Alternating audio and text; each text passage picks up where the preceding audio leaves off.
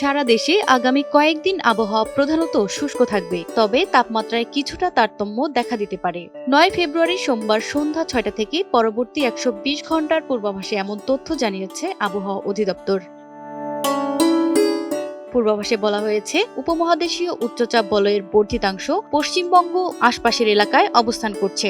মৌসুমীর স্বাভাবিক লঘুচাপ দক্ষিণ বঙ্গোপসাগরে অবস্থান করছে। এর একটি বর্ধিতাংশ উত্তর পূর্ব বঙ্গোপসাগর পর্যন্ত বিস্তৃত রয়েছে।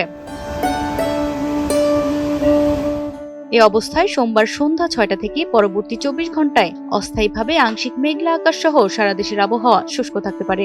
ভোরের দিকে দেশের নদী অববাহিকার কোথাও কোথাও হালকা কুয়াশা পড়তে পারে। এ সময় রাত ও দিনের তাপমাত্রা সামান্য বাড়তে পারে।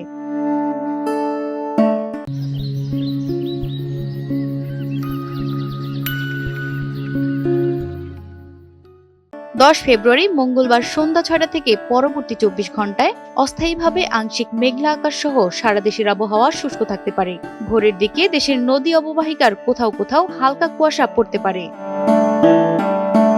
11 ফেব্রুয়ারি বুধবার সন্ধ্যা 6টা থেকে পরবর্তী 24 ঘন্টায় অস্থায়ীভাবে আংশিক মেঘলা আকাশ সহ সারা দেশের আবহাওয়া শুষ্ক থাকতে পারে। এ সময় সারা দেশে রাত ও দিনের তাপমাত্রা প্রায় অপরিবর্তিত থাকতে পারে।